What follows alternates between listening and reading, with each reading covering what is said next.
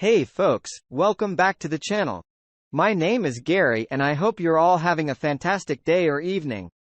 Wherever you are in today's story, Opie was married to his wife for 26 years and found out his wife cheated on him after his 3 kids revealed to him that his wife was out at a bar, then drove to the place his wife was at and saw her with the affair partner in his car doing.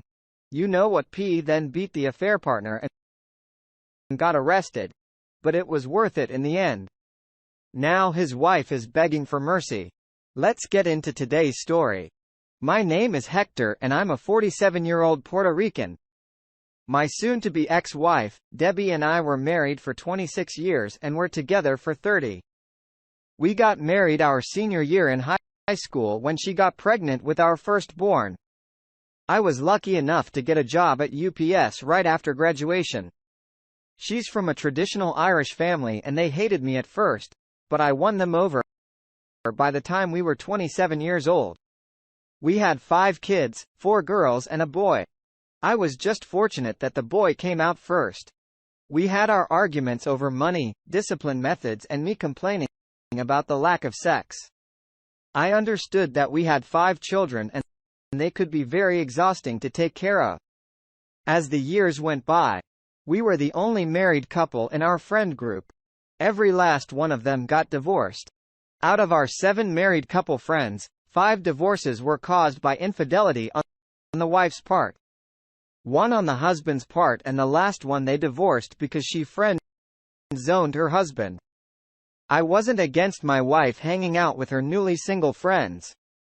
However, that would just start a massive argument about me controlling her, keeping her as a prisoner and my personal living sex doll. All of that caught me by surprise. The more she hung out with them, the more resentful she became. The kids took notice. I remembered my son and 2 of my daughters arguing with her when I came home. And as much as I understood their frustration, I scolded my kids for yelling at their mother. And when they left the room, I confirmed their issue and she told me that we see her as a slave. I asked her where this was coming from, but she said, "Forget it," shut down and walked away. I remember Discovery Day so vividly. Debbie was out with her friends. I was in the kitchen cooking, the kids were watching Train to Busan and my 3 oldest came to the kitchen. I thought they came to check on the food, but they all had a concern to look before I asked, what was the issue? My son told me that they think their mother was having an affair. Of course, at first I didn't believe it. I didn't want to believe it. I yelled at them and told them I was going to prove they were wrong. I turned on the "Where's My iPhone" app and saw that she was at a bar on the outskirts of town. I hopped in my truck and I went. When I arrived at the bar, it was crowded, but I saw her circle of friends in the corner booth acting like drunk idiots. When I approached them, they all turned pale and that unsettling feeling hit my stomach since I didn't see her in the bar. I went outside and walked around the parking lot. There was a car in the back corner. It looked like the man on the driver's side was sleeping. A man who I thought was my friend. I approached the car to ask if he had seen my wife. But when I got closer, it was obvious that he was getting oral sex. And the closer I got, the more I recognized the woman in the car. I was practically standing by the driver's side window and none of them noticed me. I lost my temper. I broke the window, dragged him out, and I wasn't civil. Debbie was screaming, "Sorry," over and over. I was yelling at her while kicking him. The cops showed up soon after that and I was arrested for assault and battery. I spent a week and a half in county and I had to go into the infirmary because I thought I was having a heart attack. But it turned out I was suffering from broken heart syndrome. The news of what I did spread like wildfire, and eventually my father-in-law bailed me out. The man was practically in tears when I stepped through those gates.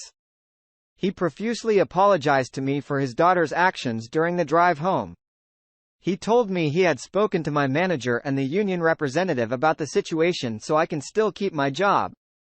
He said that the kids had been staying with him and Debbie was waiting for me in the house. He said he knows what was going to happen, which is why he brought the truck. He was right. When we got to the house, Debbie ran to me crying and tried to hug me, but I shoved her so hard that she fell to the ground. She looked at me with shock. I told her to get her stuff out of my house and that I wanted a divorce. She tried to fight it, but her father convinced her otherwise. An hour after they left, my mother-in-law came with the kids and I hugged them all for dear life. She apologized for her daughter's actions as well before leaving. Now in my state, there's a mandatory couples counseling before granting a divorce, which in my opinion is complete BS because I don't understand why I have to go to counseling if she cheated at the beginning of the sessions. I just sat there listening to her dribble, blame shifting on the fact we were young parents and she never had experienced the wild lifestyle. She got lost in it and her friends encouraged her soon. She felt like she was missing something and she started to fling the counselor. Tried a few times to make it my fault. They told me that I should have allowed her to spread her wings every once in a while and that I needed to see it from her point of view. I just looked at the woman and asked the counselor if she was smoking crack. I asked Debbie how long she was cheating on me with him, and she said 4 months and insisted that he was the only one. I then asked her more questions. Who initiated the sex? You or him? How many times did you go down on him? Did he finish inside of you through her stream of tears? She answered them honestly. And I was quiet for a long while. The counselor tried talking to me twice during this, and I raised my finger. I thought about everything we did before and during her affair window. The laughter, the conversations, the sex, everything, and there was no inkling of her being sad or angry. We were just being us. When I finally did speak, I brought up the times we had sex during that window. I proceeded to call her every name in the book. Eventually I told her she was tainted in my eyes. Again, the counselor and Debbie tried to convince me that our history and relationship can get past this mistake and I didn't want to hear it anymore. It was like they didn't care about my feelings on the matter. It was just about forgiving her and what I can do to get over it and apologize to her for making her feel like a servant. So I walked out. This contested divorce has been a long uphill battle for the past 2 years. Debbie is still trying to make things right and still trying to get us back together. I don't know why, because our conversations are strictly about the kids. And when she tried to talk to me about something else, I would hang up on her. Her family gatherings are consisted of me avoiding her or not showing up at all. Our oldest children refused to talk to her. I tried to make them spend time with their mom, but they refuse, and I have chosen to respect that. My in-laws are at my house weekly and I know they have been trying to make their daughter give me my divorce. But that has been a bust.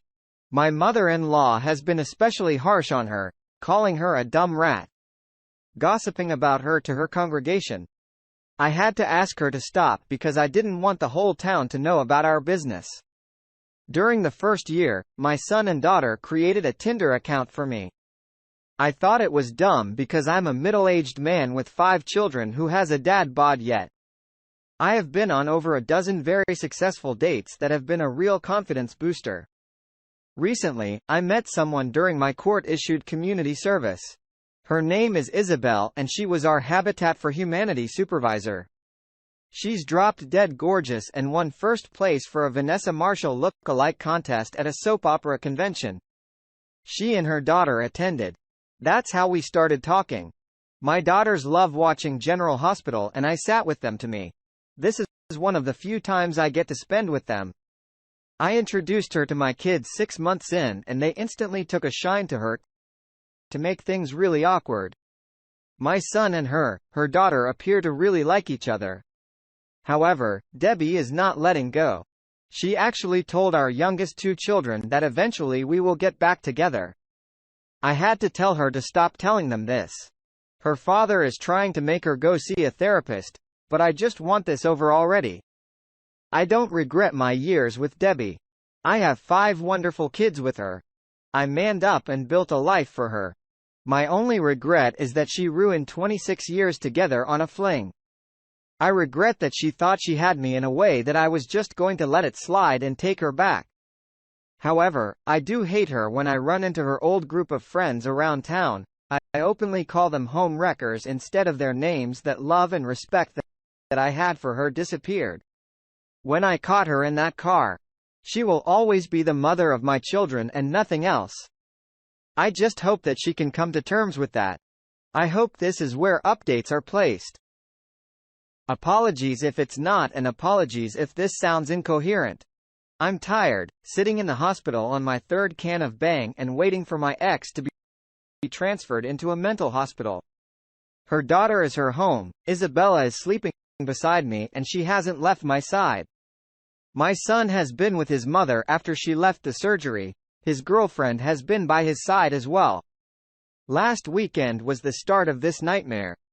The week prior was the lead up to my in-laws' 55th wedding anniversary. And they asked me to bring Isabel since we made it official. They have kindly asked me not to bring her to functions to avoid tension, and I obliged this time. They asked if she could come for the past month. My ex has been a bit erratic. She had several physical altercations with her old friends. One of them got a broken nose, one had a busted lip, and the last one was shoved out of a Circle K each time the police were called, and considering how small our county was, they just took her to her parents' house. I tried telling my in-laws that she should be taken to the hospital for evaluation, and it blew up into a shouting match. But in the end, I conceded I should have fought harder on Saturday. We all showed up at my in-laws' anniversary party, and to me, Debbie appeared off. I pulled her to the side, and it was the first time I had actually spoken to her. I asked if she was all right, and she faked a smile trying to tell me that she was okay. But I called her out on it, and she cried a little. She told me how sorry she was. She told me that she couldn't understand why she didn't tell her old friends to back off, or why she gave in to the peer pressure. She told me that she destroyed our family, and seeing how I was with Isabel only made her miss me more, and wished she appreciated what she had. When she said that I felt fear in the pit of my stomach, or maybe it was anxiety. I should have kept asking if she was all right. But I was blindsided when Debbie formally apologized to Isabel for her actions and asked her to keep me happy because I'm a good man who deserves a good woman. During the party, Debbie went to each of our kids, and I could see them making peace with her. I don't know what was said, but they hugged and kissed her. They were talking and laughing and even posed for a few pictures. Isabel and I were having a great time. And for once, I thought about having cordial conversations with Debbie. It was 3 in the morning when I got the call. My sister-in-law was screaming in a panic, and I could hear my mother-in-law crying, and then I heard my brother-in-law trying to calmly tell me that Debbie tried to end her life and they were on their way to the hospital.